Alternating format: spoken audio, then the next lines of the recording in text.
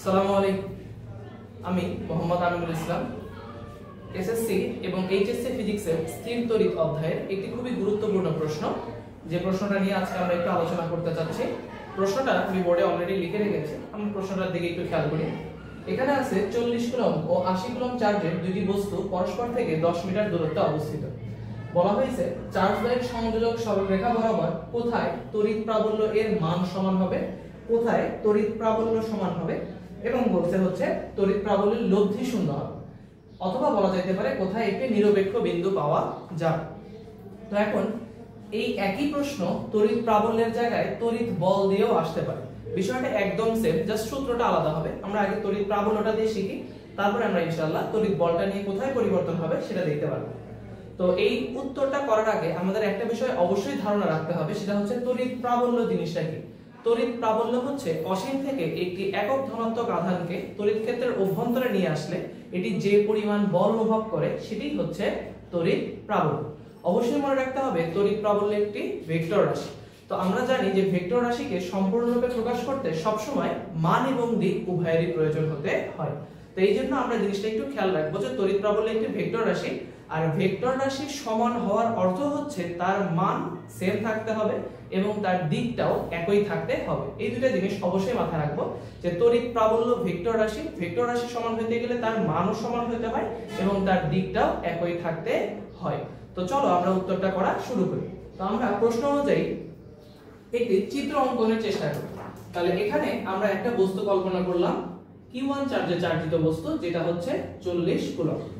তো এই বস্তু থেকে 10 মিটার দূরত্বে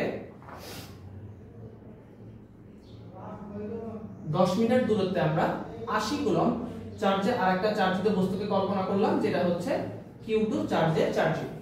তো এখন বলা হয়েছে চার্জদ্বয়ের সংযোজক সরলরেখা বরাবর কোথায় একটি নিরপেক্ষ বিন্দু পাওয়া যাবে বা তড়িৎ প্রাবল্যের মান সমান হবে।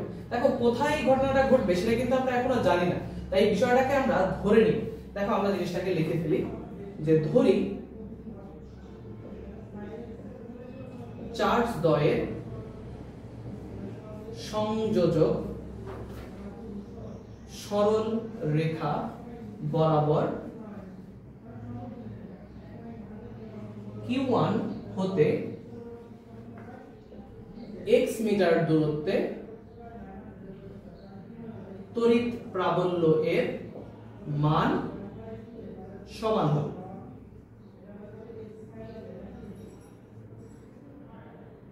আচ্ছা, তো দেখো আমরা ধরছি কি Q1 হতে x মিটার দূরত্ব। তো আমরা একটু কল্পনা করি যে Q1 থেকে x মিটার দূরত্বে এই যে বিন্দুটা Q1 হইতে x মিটার দূরত্বের এই পার্টিকুলার পয়েন্টে তড়িৎ প্রাবল্যের মান সমান হবে। তো দেখো Q1 থেকে এইটুকু যদি x মিটার হয়, বাকিটুকু অবশ্যই হবে 10 - x। কেন?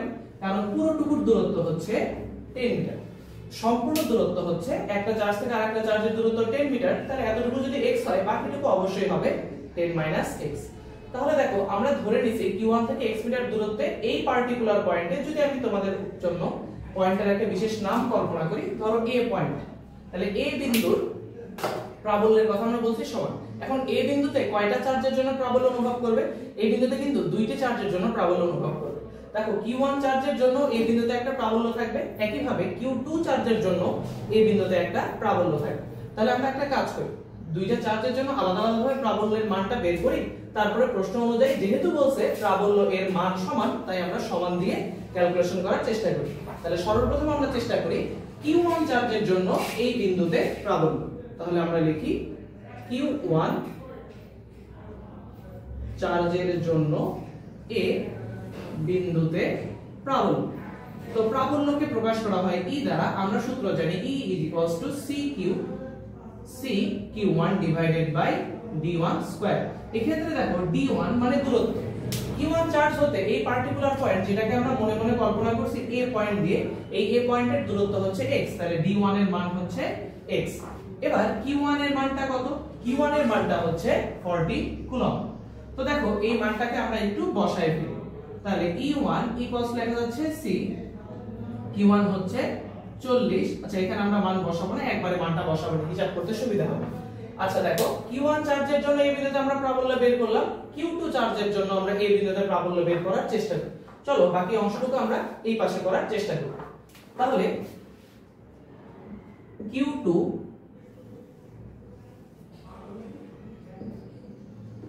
চার্জের জন্য এ বিন্দুতে প্রাবল্য বের করার সূত্র আমরা জানি E = C Q2 divided by D square। তাহলে আগের বার E1 ব্যবহার করছিলাম, এবার আমরা E2 ব্যবহার করতেছি। দেখো এই ক্ষেত্রে চার্জের মানটা কত? এই ক্ষেত্রে চার্জের মান হচ্ছে 80 কুলম্ব এবং এদের মধ্যবর্তী দূরত্ব কত? খেয়াল করে দেখো Q2 থেকে এই পয়েন্টের দূরত্ব কিন্তু 10 - x, তাই আমরা দূরত্ব d হিসেবে ব্যবহার করব 10 - x। তাহলে এখন প্রশ্ন মতে দেখো আমাদেরকে বলে দিয়েছে দুইটা চার্জের জন্য যে প্রাবল্য সেই প্রাবল্যের মানটা সমান, অর্থাৎ E1 = E2। চলো এখন আমরা এই E1 এবং E2 এর মানটা বসাই। E1 এর মান কোথায়? এই যে CQ1/D1²।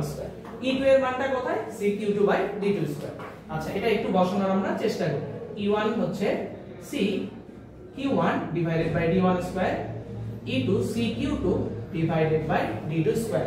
দেখো উভয় পক্ষ থেকে C এবং C টাকে আউট করে ফেলা হয়েছে। এখন আমরা কি করব? ডিসটেন্স গুলোকে একপাশে করে নিব এবং চার্জ গুলোকে একপাশে করে নিব শুধুমাত্র ক্যালকুলেশনের জটিলতা এড়ানোর জন্য।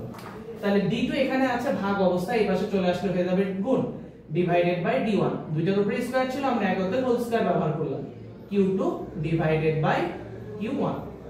তো দেখো D2 এর মান কত? D2 এর মান হচ্ছে 10 - x ডিভাইডেড বাই D1 এর মান কত? দেখো D1 এর মান কিন্তু শুধুমাত্র x, এটা আমরা বসায় ফেললাম। দেখো এই টোটালটার উপরে ছিল স্কয়ার, এক পাশের স্কয়ার অন্য পাশে গেলে কি হয়ে যাবে? রুট ওভার চলে আসবে। তো উভয় পক্ষে আমরা যখন রুট করছি তখন Q2 এর মানটা একটু বসায় ফেলি। Q2 এর মান হচ্ছে 80 এবং Q1 এর মানটা আমরা কল্পনা করছি 40। তাহলে এখন আমরা যদি কাটাকাটি করি ভিতরে কিন্তু শুধুমাত্র কি থেকে যায়?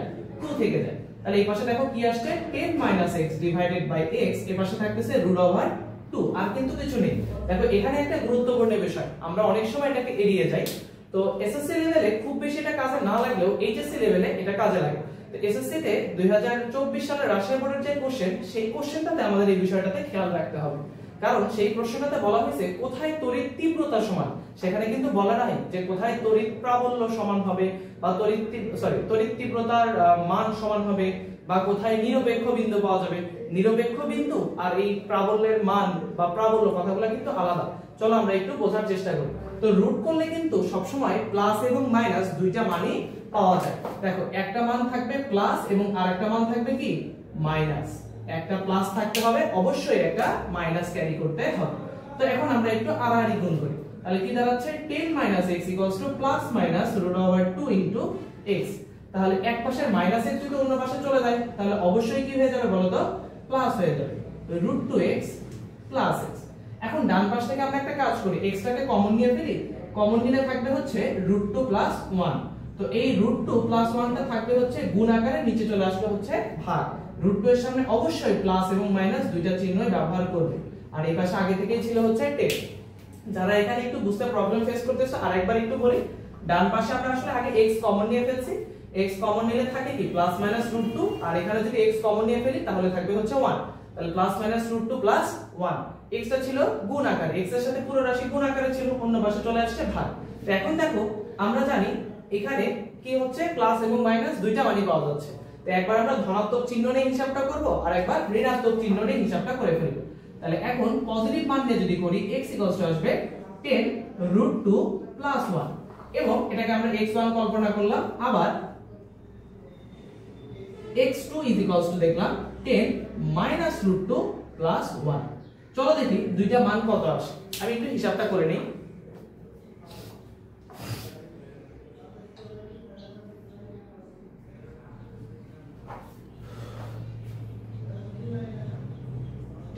Divided by √2 + 1 4.14।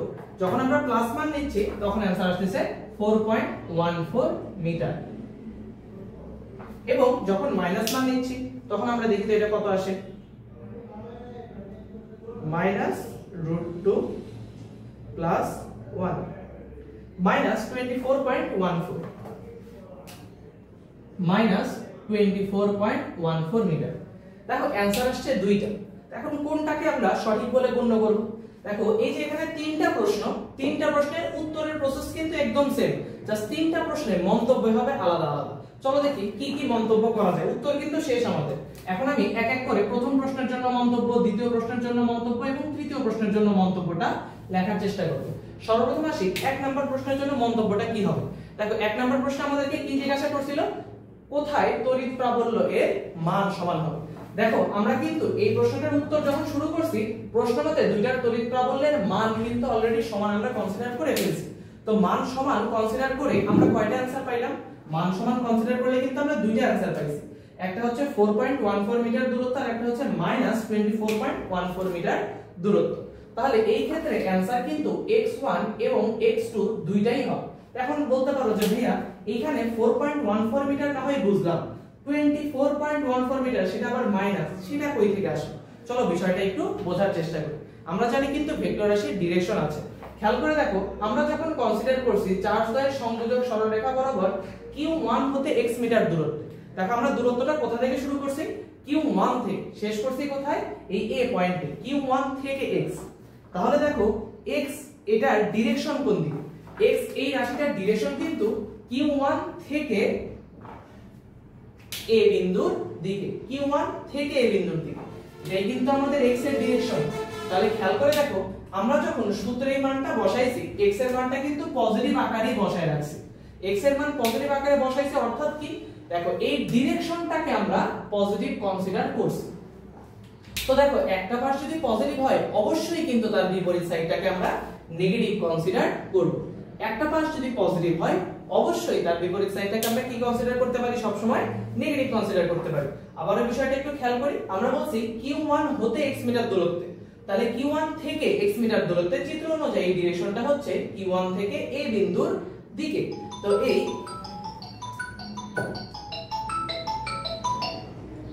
এই a বিন্দুর দিকে আমরা একটু খেয়াল করতেছি q1 থেকে a বিন্দুর দিকে, অর্থাৎ এই অ্যানসারটা আমরা ধরতেছি প্লাস। কেন? কারণ আমরা যখন হিসাব নিকাশ করছি x টাকে কিন্তু আমরা পজিটিভ কনসিডার করে ফেলছি। তাহলে q1 থেকে x মিটার দূরত্বে মানে এখান থেকে পজিটিভের দিকে x দূরত্ব। আবার দেখো যে কোনো একটা পাশ যদি আমরা পজিটিভ কনসিডার করি, তার বিপরীত পাশ হবে অবশ্যই নেগেটিভ। তাহলে এই যে দুইটা বিন্দু আসলো যে 4.14 মিটার দূরত্বে, 4.14 মিটার দূরত্বে এবং -24.14 মিটার, এই দূরত্ব দুইটা কোথায়? চলো সেটা আমরা একটু দেখার চেষ্টা করি। তবে একটা মান আসছে পজিটিভ আর একটা মান আসছে নেগেটিভ। তাহলে পজিটিভ হচ্ছে পজিটিভ এর দিকে। তাহলে দেখি তো পজিটিভ কোন দিকে? এই তো ডান পাশে। তাহলে দেখো এই যে এতটুকু দূরত্ব আসলে 4.14 মিটার।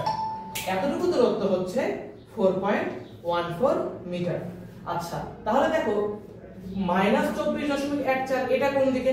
দেখো মাইনাসের ডিরেকশন কোন দিকে? q1 হতে বাম দিকে। q1 হতে বাম দিকেও যদি আমি 24.14 মিটার দূরত্ব আসি, তাহলেও আমরা এরকম একটা বিন্দু পাবো যে বিন্দুতে তড়িৎ প্রাবল্যের মান সমান। তাহলে দেখো q1 হতে ডান দিকে 4.14 মিটার দূরত্বেও যদি আমরা আসি, তখনও তড়িৎ প্রাবল্যের মান সমান হবে। q1 হতে বাম দিকে 24.14 মিটার দূরত্বে আসলে তখনও কিন্তু তড়িৎ প্রাবল্যের মান সমান হবে। আমাদের এক নম্বর প্রশ্নে কিন্তু কি বলছে? কোথায় তড়িৎ প্রাবল্যের মান সমান হবে। তার মানে আমরা বলতেছি q1 থেকে ডান দিকে 4.14 মিটার দূরত্বে আসলেও কি হবে? তড়িৎ প্রাবল্যের মান সমান হবে। এবং q1 হতে বাম দিকে 24.14 মিটার দূরত্বে আসলেও তড়িৎ প্রাবল্যের মানটা সমান হবে। কারণ আমরা ডান সাইডটাকে কনসিডার করছি পজিটিভ আর বাম সাইডটাকে কনসিডার করছি হচ্ছে নেগেটিভ।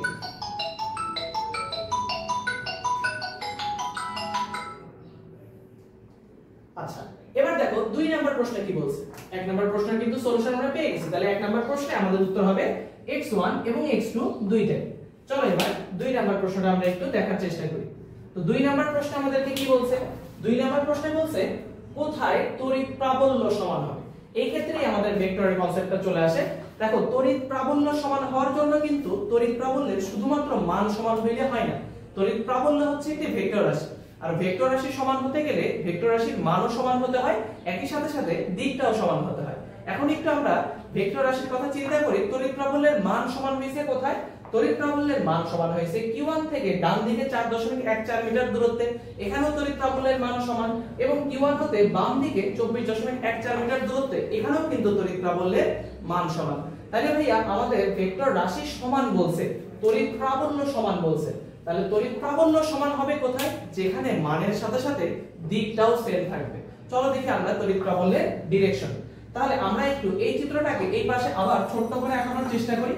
তাহলে এখানে আছে Q1 চার্জ, এখানে আছে Q2 চার্জ, এদের মাঝখানে এইখানে একটা বিন্দু আছে A, এই দূরত্ব হচ্ছে 4.14 মিটার। তাহলে এই পয়েন্টটাই আমরা তড়িৎ প্রাবল্যের মান সমান পাচ্ছি। এবং আরো একটা দূরত্ব কিন্তু আছে, এটা হচ্ছে 4.14 মিটার। এখান থেকে এই দিকেও মাইনাস মানে বামের দিকে 24.14 মিটার দূরত্বেও যদি আমি কোথাও যাই, তাহলেও কিন্তু তড়িৎ প্রাবল্যের মান সমান হবে। এখন দেখতে হবে তড়িৎ প্রাবল্যের ডিরেকশন বা দিক কোন দিকে বা কোন জায়গাটায় সমান হচ্ছে। দেখো তড়িৎ প্রাবল্যের কথা আমি প্রথমেই সংজ্ঞায় বললাম যে অসীম থেকে একটি একক ধনাত্মক আধানকে একক ধনাত্মক আধান মানে কিন্তু +1 কুলম্ব আধান তড়িৎ ক্ষেত্রের কোন বিন্দুতে আনলে এটি যে পরিমাণ বল অনুভব করবে সেই বলটাই হচ্ছে তড়িৎ প্রাবল্য। তার মানে তড়িৎ প্রাবল্য মূলত হচ্ছে এক ধরনের বল। তাহলে বলের ডিরেকশনই হচ্ছে তড়িৎ প্রাবল্যের ডিরেকশন। তাহলে আমরা এই ডিরেকশনটা বোঝার জন্য বা দিক বোঝার জন্য কি করব? যে বিন্দুতে প্রাবল্যের দিক খুঁজতে চাই মনে মনে সেখানে একটা +1 কুলম্ব চার্জকে আমরা কল্পনা করব। যে বিন্দুতে আমরা প্রাবল্যের দিক খুঁজতে চাই সেই বিন্দুতে মনে মনে +1 কুলম্ব চার্জকে কল্পনা করব। এটা কিন্তু কল্পনাটা লেখার দরকার নেই। তাহলে আমরা Q1 হতে 4.14 মিটার দূরত্বে এই জায়গায় তড়িৎ প্রাবল্যের ডিরেকশন খোঁজার চেষ্টা করি। তাহলে দেখো এখানে আমরা মনে মনে +1 কুলম্ব চার্জ যদি কল্পনা করি, তাহলে এই +1 কুলম্ব চার্জের ডিরেকশন কোন দিকে হবে? বল যেদিকে অনুভব করবে প্রাবল্যের ডিরেকশনটাও সেম দিকে হবে। তাহলে দেখো Q1 এর চার্জটা কত ছিল? Q1 এর চার্জ কিন্তু ছিল +40। তাহলে মনে মনে কল্পনা করবা বলের ডিরেকশন। দেখো Q1 এর চার্জ আছে কত? +40, আর এখানে চার্জ কত? +1। বলো তো একটা প্লাস চার্জ আর একটা মাইনাস চার্জকে কি করে?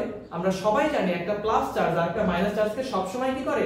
বিকর্ষণ করে। তাহলে এই Q1 এর কাছে থাকা 40 কুলম্ব চার্জ, Q1 এর কাছে থাকা +40 কুলম্ব চার্জ কি করবে বলো তো? Q1 এর কাছে থাকা +40 কুলম্ব চার্জ এই +1 কুলম্ব চার্জকে সব সময় বিকর্ষণ করবে। বিকর্ষণ করলে কি কাছে নিয়ে আসবে? কখনোই না, তারা তাকে কি করবে? দূরে ঠেলে দিবে। তাহলে এই যে E1 টা কি ছিল? Q1 চার্জের জন্য প্রাবল্য। তাহলে E1 এর ডিরেকশন আমরা খোঁজার চেষ্টা করি। এই 40 কুলম্ব চার্জ +1 কে বিকর্ষণ করবে, দূরে ঠেলে দিবে। তাহলে এটাই হচ্ছে আমাদের E1 এর ডিরেকশন। এবার দেখো Q2 এর জন্য এই বিন্দুতে প্রাবল্য আমরা বের করার চেষ্টা করি। তাহলে দেখো Q2 চার্জের মান কত ছিল? 80 কুলম্ব। তো 80 কুলম্বের জন্য এই বিন্দুতে প্রাবল্যের ডিরেকশন বের করব। প্রাবল্যের ডিরেকশন কেমনে বের করব? এই 80 কুলম্ব চার্জ মনে মনে কল্পনা করা এই 1 কুলম্ব চার্জকে কি আকর্ষণ করবে না বিকর্ষণ করবে সেটা দেখি। সেই আকর্ষণ বা বিকর্ষণ বলের দিকই হবে প্রাবল্যের দিক। তাহলে এখানে আছে 80 কুলম্ব। এই 80 কুলম্ব 1 কুলম্বকে কি করবে বলো তো? দেখো পজিটিভ 80 পজিটিভ 1 কে কি করবে? বিকর্ষণ করবে, কারণ সমধর্মী চার্জ সব সময় পরস্পরকে বিকর্ষণ করে। তাহলে এইখানে আছে 80, এখানে আছে +1, এটাকে কিন্তু কি করবে? এই দিকে বিকর্ষণ করবে। তাহলে দেখো অলরেডি আমরা প্রাবল্যের ডিরেকশন পেয়ে গেছি। যদি আমরা Q1 হতে 4.14 মিটার দূরত্বে যাই তাহলে প্রাবল্যের ডিরেকশন কোন দিকে হবে সেটা কিন্তু আমরা পেয়ে গেছি। এবার আসি Q1 হতে বাম দিকে অর্থাৎ 24.14 মিটার দূরত্বে গেলে সেখানে প্রাবল্যের ডিরেকশন কোন দিকে হয় সেটা কল্পনা করি। আমরা আবারো মনে করি প্রাবল্যের ডিরেকশন বোঝার জন্য সেই বিন্দুতে মনে মনে +1 কুলম্ব চার্জকে কল্পনা করব। তারপরে +1 কুলম্ব চার্জ যে দিকে বল অনুভব করবে সেটাই হচ্ছে প্রাবল্যের ডিরেকশন। দেখি তো Q1 চার্জের জন্য +1 কুলম্ব চার্জ কোন দিকে বল অনুভব করবে? দেখো Q1 চার্জে ছিল হচ্ছে +80, তাহলে +80 কুলম্ব +1 কে কি করবে? অবশ্যই বিকর্ষণ করবে। তাহলে বিকর্ষণ করে কিন্তু একে দূরে ঠেলে দিবে। তাহলে এটাই হবে হচ্ছে আমাদের E1 এর ডিরেকশন। আবার এই পাশে আছে কি বলতো? এখানে মনে হয় আমি ভুল করে +80 বলছি। এখানে সম্ভবত Q1 এর চার্জ কত? 40। তারপরেও কিন্তু ডিরেকশনের পরিবর্তন হচ্ছে না। তাহলে Q1 এ আছে হচ্ছে +40 কুলম্ব, +40 কুলম্ব +1 কে কি করবে? বিকর্ষণ করবে। তাহলে সেই বিকর্ষণের ডিরেকশনটাই হচ্ছে E1 এর ডিরেকশন। এবার আসি Q2। Q2 তে কত চার্জ আছে? দেখো Q2 তে আছে হচ্ছে +80 কুলম্ব চার্জ। তাহলে এই +80 কুলম্ব চার্জ এই Q1 চার্জকে কি করবে? Q1 বলতেছি, এখানে +1 কুলম্বকে বিকর্ষণ করবে না। কারণ এটা হচ্ছে প্লাস চার্জ, এটাও প্লাস চার্জ। তাহলে একটা প্লাস চার্জ আর একটা প্লাস চার্জকে কি করবে? বিকর্ষণ করবে। তাহলে বিকর্ষণ করে তাকে কি করবে? দূরে ঠেলে দিবে। তাহলে দেখো দূরে ঠেলে দিলে ওই বিকর্ষণ বলের ডিরেকশনই হচ্ছে প্রাবল্যের ডিরেকশন। এখন দেখো আমরা কিন্তু প্রাবল্যের মানের সাথে সাথে দিকও পেয়ে গেছি। যদি আমরা Q1 থেকে ডান দিকে 4.14 মিটার দূরত্বে যাই তাহলে প্রাবল্যের মান সমান হবে। যদি Q1 থেকে বাম দিকে 24.14 মিটার দূরত্বে যাই তাহলেও কিন্তু প্রাবল্যের মান সমান হবে। দেখতে হবে প্রাবল্যের দিক কোথায় সেম। দেখো তো আমি যদি ডান দিকে Q1 হতে ডান দিকে 4.14 মিটার দূরত্বে যাই তাহলে প্রাবল্যের মান সমান হবে। দিকটা কি সমান হচ্ছে? না। দেখো এদের দিক কিন্তু পরস্পরের বিপরীত দিকে। কিন্তু যদি Q1 থেকে বাম দিকে আসি, Q1 থেকে যদি বাম দিকে আসি তখন দেখো Q1 থেকে যদি বাম দিকে আসি এই জায়গায় প্রাবল্যের মান কিন্তু কি হচ্ছে? প্রাবল্যের মান সমান হচ্ছে এবং ডিরেকশনটাও কি হচ্ছে বলতো? সমান হচ্ছে। তাহলে প্রাবল্যের মানও সমান হচ্ছে, দিকও একই হচ্ছে। তাহলে যে বিন্দুতে প্রাবল্যের মান সমান এবং দিক একই সেই বিন্দুতেই কিন্তু প্রাবল্য সমান হবে। তো প্রাবল্য সমান বলতে গেলে কি হবে? প্রাবল্য সমান যদি হইতে হয় তাহলে প্রাবল্যের মানও সমান হতে হবে, দিকটাও কিন্তু সেম থাকতে হবে। আমরা দেখতে পাচ্ছি মাঝখানে যখন মাঝখানে থাকতেছে তখন কি হচ্ছে? প্রাবল্যের মান সমান হচ্ছে কিন্তু দিক পরস্পরের বিপরীত হয়ে যাচ্ছে। এই কারণে কিন্তু এখানে তড়িৎ প্রাবল্য সমান হচ্ছে না। কিন্তু যখন আমি Q1 থেকে বাম দিকে 24.14 মিটার দূরত্বে যাচ্ছি তখন প্রাবল্যের মানও সমান হচ্ছে আবার দিকটাও কি হচ্ছে?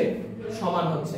তাই আমরা বলতে পারি যে 2 নম্বর প্রশ্নের উত্তরে যেহেতু আমাদেরকে বলে দিয়েছে যে 2 নম্বর প্রশ্নের উত্তরে আমাদের কাছে জিজ্ঞাসা করছে কি কোথায় তড়িৎ প্রাবল্য সমান হবে। তড়িৎ প্রাবল্য যেহেতু ভেক্টর রাশি সমান হতে গেলে মান এবং দিক দুটোই সমান হতে হয়। তাহলে মান এবং দিক দুটোই কোথায় সমান হচ্ছে? -24.14 মিটার দূরত্বে। মাইনাস দ্বারা কি বোঝায়? Q1 এর বিপরীত দিক, Q1 এর বিপরীত দিক। তাহলে দেখো আমরা এখানে শুধুমাত্র উত্তর হিসেবে কাকে গ্র্যান্ড করতে পারি? x2 টাকে গ্র্যান্ড করতে পারি। অর্থাৎ Q1 থেকে Q2 যে দিকে আছে তার বিপরীত দিকে যদি আমরা 24.14 মিটার দূরত্ব অতিক্রম করি তাহলে সেখানে আমরা কি পাবো? তড়িৎ প্রাবল্য সমান পাবো। আরো একবার বলি কেন এখানে তড়িৎ প্রাবল্য সমান? কারণ এখানে তড়িৎ প্রাবল্যের মান সেম এবং দিকটাও কিন্তু সেম। আচ্ছা 2 নম্বর প্রশ্নের উত্তর আশা করি আমরা বুঝে ফেলেছি। চলো আমরা 3 নম্বর প্রশ্নের উত্তরটা একটু দেখি। 3 নম্বর প্রশ্নে কি বলছে? কোথায় তড়িৎ প্রাবল্যের লব্ধি শূন্য হবে? লব্ধি শূন্য মানে টোটাল বলটা শূন্য। টোটাল বলটা শূন্য মানে এর উপর টোটাল কোনো বলই নেই। এইজন্য কিন্তু এই বিন্দুটাকে নিরপেক্ষ বিন্দু বলা যাইতে পারে। নিরপেক্ষ বিন্দু মানে কি? যেখানে কোনো বল অনুভব করে না। আর লব্ধি শূন্য মানে কি? যেখানে কোনো বল অনুভব করতেছে না। মোট ক্রিয়াশীল বল বা মোট তড়িৎ প্রাবল্যটা সমান। তাহলে দেখি মোট বল কখন সমান হয়। একটু মনে মনে আমরা একটা জিনিস কল্পনা করি। ধরো তোমার কাছে একটা বস্তু আছে, ধরো এখানে একটা বস্তু আছে। তাহলে এইদিকে তুমি ধরো 20 নিউটন বল প্রয়োগ করতেছো, এইদিকে তুমি ধরো 20 নিউটন বল প্রয়োগ করতেছো। তাহলে বলো তো এই বস্তুর উপর মোট ক্রিয়াশীল বল কত হবে?